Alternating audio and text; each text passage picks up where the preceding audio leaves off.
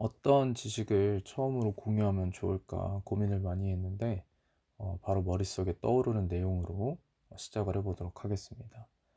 어, 고등학교 학생들 같은 경우에는 윤리와 사상 파트에서 많이 배우는 내용이고, 또 고등학교 학생들 비문학을 같이 수업을 하다 보면 많이 나오는 내용 중에 하나이기 때문에 많은 분들에게 도움이 될 거라 생각하고, 또 대학교에서도 기본적인 철학 쪽 어, 어떤 전공 수업이 아니더라도 기본적인 교양 수업 같은 경우에도 이러한 흐름에 맞춰서 일반적으로 강의가 진행이 되기 때문에 좀 도움이 많이 될 거라고 생각해요. 서양 철학에는 기본적으로 두 가지 큰 흐름이 있다고 저는 항상 아이들한테 얘기를 해주거든요. 그게 이제 이른바 보편주의와 상대주의입니다. 이 중에 보편주의는 조금씩 그것을 지칭하는 말은 다를 수 있지만, 기본적으로는 어떤 보편 절대적인 진리는 반드시 존재한다. 그래서 그거에 따라서 어떤 도덕적 행위가 평가가 되고, 또 도덕적 행위를 평가할 수 있다고 보는 쪽입니다. 이에 반해서 상대주의 같은 경우에는 어, 기본적으로 어떤 진리값이 정해져 있는 것이 아니고,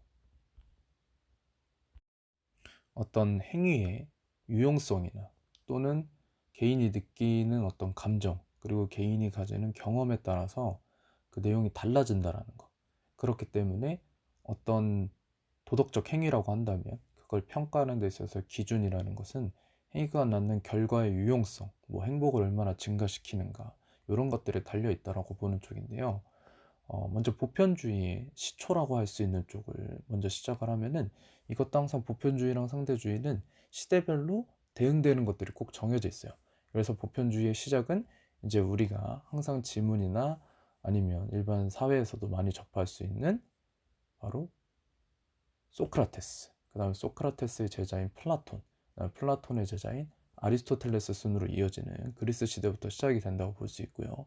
이에 대항해서 그리스의 상대주의라고 할 수 있는 쪽은 항상 이른바 이제 우리가 소피스트라고 얘기하는, 우리나라 말로 되면 이제 궤변론자라고 하는 사람들이죠. 근데 그 궤변론자들 중에서 가장 대표적인 사람은 이제 프로타고라스라는 사람. 그래서 요 두 가지가 대응이 되는 거라고 볼 수 있는데요. 어, 이 소크라테스부터 근대 시대 칸트까지, 그리고 상대주의의 프로타고라스부터 근대 시대 실용주의까지 얘기를 해버리면 너무 길어질 것 같아서, 일단 동영상 1편은 그리스 파트에 조금 더 집중해서, 그리고 기본적인 보편주의와 상대주의 개념을 조금 더 명확하게 짚는 걸로 내용을 정리해 보도록 하겠습니다. 먼저 그리스 철학의 시초라고 할 수 있는 소크라테스 같은 경우에는 많은 사람들이 이 얘기는 알고 있죠. 소크라테스가 한 가장 유명한 말, Know yourself, 그러니까 너 자신을 알라라는 말인데요. 왜 소크라테스가 이런 말을 하게 되었는가의 배경에는 좀 재밌는 일화 같은 게 있어요.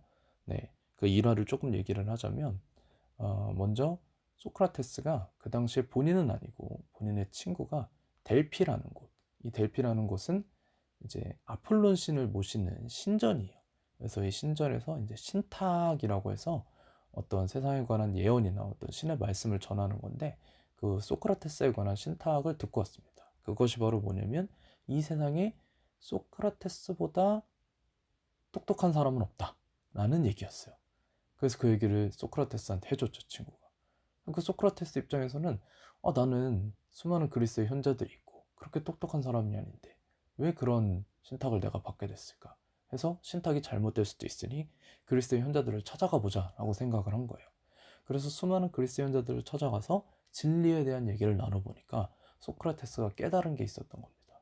바로 그리스의 현자라고 하는 사람들은 사실은 진리를 전혀 모르고 있다는 거예요. 근데 소크라테스도 본인은 진리에 대해서 모르죠. 근데 소크라테스가 그래서 깨달은 겁니다. 뭘 깨달았냐면, 아, 나는 적어도 내가 무지하다라는 사실은 알고 있다는 겁니다. 그래서 소크라테스의 어떤 지식의 시작은 자신의 무지를 깨닫는 것부터 시작하는 거예요. 네. 참고로 작년이죠, 이제 2021년에 9월 모의고사 고등학교 2학년 영어 지문 같은 곳에도 이런 어떤 그 진리의 인식, 그러니까 recognition of intelligence였나요? 그래서 빈칸 추론 지문으로 나온 적도 있어요. 어쨌든 그래서 소크라테스가 거기서부터 시작을 하는 거죠. 무지에서부터. 그럼 사람들이 이제 소크라테스는 더 나아가서 왜 악을 행하냐? 도덕적 행위에 있어서. 그것은 사람들이 모르기 때문이라는 거예요.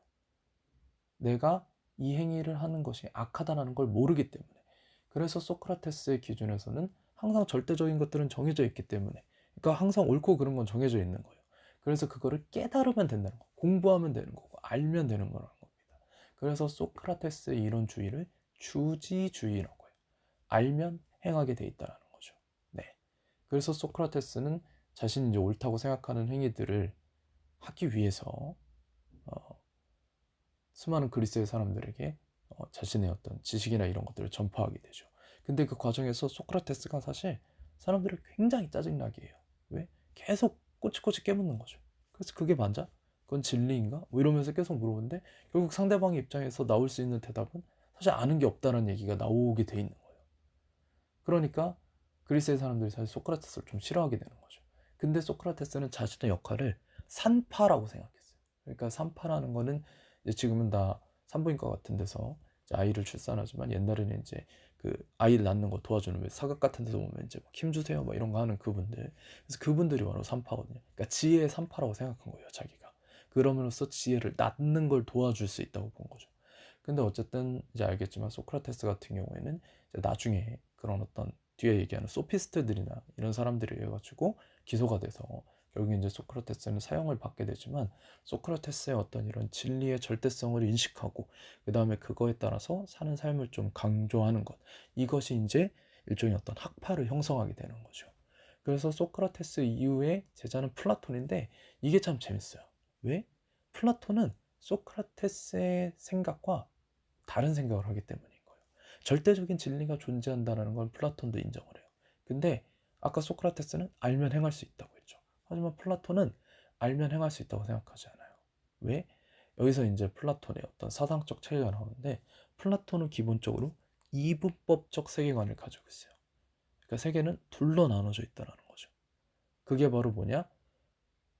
우리가 지금 현재 살고 있는 현상계와 그 다음에 이제 어떤 진리값이 존재하는 어떤 절대적인 진리값이 존재하는 건데 거기는 이제 이데아가 존재하는 세계인 거예요. 이데아라는 말이 영어로 쓰면은 아이디어와 스펠링은 똑같아요. 근데 이데아라는 거는 이해하기 어렵게 생각하지 말고 저는 항상 이거 설명할 때 삼각형을 기준으로 얘기를 하거든요. 그러니까 삼각형의 이데아를 떠올려 보라는 거죠.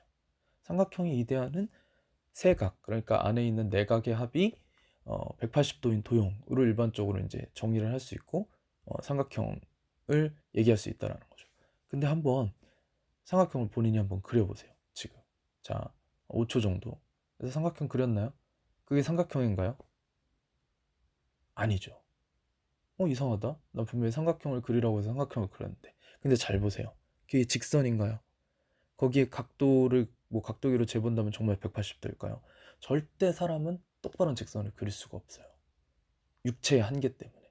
그러니까 플라톤이 소크라테스랑 다르다고 생각한 점은 우리가 어떤 거에 대한 이데아를 알고 있는 거예요. 근데 그 이데아를 알고 있다고 해도 그거를 모방하고 있는 이 육체가 그거를 현실계에서 우리가 적용하는 데 있어서 어떤 한계에 부딪힐 수밖에 없다는 거예요. 그래서 결국 플라톤은 우리가 알아도 사실 행하지 못한다고 생각하는 거예요. 근데 그럼 이런 생각을 할 수 있죠. 그럼 왜 사는 거지? 라고. 사실 그렇잖아요. 알아도 행할 수 없다면 우리가 진리를 추구해야 되는 이유가 있나? 또는 뭐 진리에 따라 살아야 하는 건가? 뭐 이런 생각을 할 수 있지만 플라톤이 국가론이나 아니면 플라톤의 어떤 다른 그 저서에도 나와 있는 내용들이지만은 기본적으로 플라톤은 이 모방의 의미가 있다고 본 거예요. 그러니까 우리가 어떤 참고로 이제 이데아 중에 최고의 이데아는 선의 이데아인 거예요. 그러니까 어떤 선에 대해서 정의되어 있는 거죠. 그래서 그런 이데아에 대해서 그리고 모방하면서 사는 삶, 그것만으로도 삶에 대한 가치가 있다고 본 거예요. 그리고 그걸 모방하면서 살아야 된다고 본 거죠. 옳은 것들을. 근데 또 재밌는 게 뭐냐? 플라톤의 제자가 아리스토텔레스예요. 아리스토텔레스가 사실 뭐 셋 중에 굳이 얘기하자면은 다들 유명하지만 제일 유명한 사람이죠. 근데 왜 아리스토텔레스가 제일 유명한 사람이냐? 아리스토텔레스는 또 플라톤이랑 다른 거예요. 왜? 플라톤은 실행할 수 없다고 봤죠, 현실에서. 근데 아리스토텔레스는 얼마든지 실행이 가능하다고 본 거예요. 근데 이제 요거를 앞에 소크라테스 걸 살짝만 다시 가져오면, 소크라테스는 알면 행할 수 있다. 그래서 이거를 주지주의라고 해요. 근데 우리가 아리스토텔레스가 보기에 하지 못한 이유는 뭡니까? 의지의 부족이다. 그래서 갑자기 티아라가 생각나네요. 참고로 티아라가 생각 안 나시는 분들은 10대 분들이겠죠. 어쨌든 티아라가 이제 옛날에 그랬지만 의지가 있으면 가능한 거라는 거예요. 그래서 뭐예요? 의지의 문제다라는 거죠. 그래서 아리스토텔레스 이것을 주의주의라고 얘기를 합니다. 그럼 아리스토텔레스에서도 중요한 건 뭐냐? 어떤 전제적 진리는 반드시 존재해요. 그럼 그것을 뭐예요? 현실에서 실천하는 게 중요한 거예요. 그래서 아리스토텔레스의 어떤 철학에서 항상 따라붙는 거는 현실적 실천이에요. 실천. 그래서 아리스토텔레스는 참고로 이제 뭐 주요 사상 중에 나오는 것들이 이제 중용이라는 거예요. 중용. 참고로 중용은 공자가 이제 그 이른바 사서삼경에 있는 그 편명 중에 하나인데, 이제 나중에 혹시 이 부분도 다룰 수 있으면 다루겠지만 어쨌든 중용이라는 건데 조금 의미가 다를 수 있죠. 그래서 아리스토텔레스의 중용은 가운데예요. 가운데. 그러니까 적절함을 찾는 거예요. 예를 들어 아리스토텔레스는 용기라는 거에 대해서, 뭐 우리가 용기에 대해 생각해 봅시다. 용기는 너무 넘치면 만용이라 그러죠. 영어로는 참고로 이제 레클리스라고 하죠. 너무 무모해지는, 그럼 뭐 싸움터에 나가서 그냥 혼자 돌격하다가 죽을 수도 있고 이런 거죠. 근데 반대로 용기라는 게 부족해. 그러면 이제 카워드, 겁쟁이가 되는 거죠. 근데 적절한 용기를 가지는 것, 이게 사실 굉장히 어렵다는 거예요. 그럼 뭐예요? 현실에서 끊임없이 실천을 해야 된다는 거죠. 그래서 아리스토텔레스에서는 실천이 가장 중요한 거고, 그 실천을 하려면 생각해 보세요. 혼자 살면 뭐 실천하면 뭐합니까? 뭐 아무도 모르잖아요. 그러니까 아리스토텔레스는 항상 인간이 사회적 동물이라는 거, 어떤 정치에 대해서도 강조를 했고, 그래서 아리스토텔레스의 사상이 가장 사실 많이 언급이 되는 거기도 하는 거죠. 자, 여기까지가 이제 그리스의 어떤 절대주의에 관한 그런 내용이라면, 아까 말한 이제 상대주의 쪽으로 그리스에서 넘어가 보면은 이제 소피스트들, 즉 궤변론자라고요. 그러니까 궤변이라는 거는 말이 안 되는 거예요, 사실은 원래. 근데 이 사람들이 너무 말을 잘하는 거예요. 그리고 참고로 이런 말을 잘한다 뭐 이런 거 안에서 이제 수사학 또는 이제 수사가 뛰어나다라고 하는데, 영어로 이제 그걸 레토릭이라고 해요. 참고로 레토릭이라는 거는 굉장히 유서가 깊은 학문이에요. 처음 뭐 대학이 생기거나 이랬을 때도 주요 과목으로 생겼을 만큼. 어쨌든 그래서 소피스트들은 요즘 현대 직업으로 치면 이제 변호사 같은 일을 하면서 돈을 많이 벌었고, 근데 프로타고라스가 이제 궤변론자 중에 한 명인데, 이런 어떤 진리의 상대성을 주장한 사람이에요. 특히 이제 이 사람이 한 가장 유명한 말이 바로 뭡니까? 인간은 만물의 척도다. Man is the method of world인 거죠. 그렇죠? 영어 발음이 좀 안 좋을 수 있어요. 하지만 어쨌든 기본적으로 모든 것을 그 재단하거나 모든 것을 판단하는 것은 인간이 딱 자기의 어떤 자기의 경험을 기준으로 판단을 한다는 거예요. 그렇기 때문에 똑같은 내용도 당연히 사람들에겐 다르게 들릴 수 있는 거고, 그렇기 때문에 진리의 적용이라는 거는 다 다르다는 거예요. 그럼 이제 뭘 기준으로 이게 도덕적이냐 아니냐를 판단할 수 있느냐? 당연히 뭐요? 자기에게 도움이 많이 되는 것. 그리고 이제 그 뒤에 뭐 공리주의나 뭐 실용주의 이런 쪽으로 가면은 조금 더 보편적으로 봤을 때 많은 사람에게 이익이 되는 것, 많은 사람의 고통을 줄여주는 것, 많은 사람들의 행복을 증가시키는 것, 뭐 이런 것들이 어떤 행위의 옳음의 기준이 될 수 있다 라는 게 이제 상대주의의 어떤 입장이라고 보겠습니다. 보편주의에 비해서 상대주의는 좀 입장이 적죠. 왜냐하면 이제 기본적으로 그 상대주의 쪽에 있는 사람들은 뭐 저서를 남긴 것도 적은데다가 이제 아무래도 어떤 서양 철학사에서 가지는 입지가 훨씬 뭐 플라톤이나 소크라테스나 아리스토텔레스 훨씬 높기 때문에 그렇다라고 좀 볼 수 있겠습니다.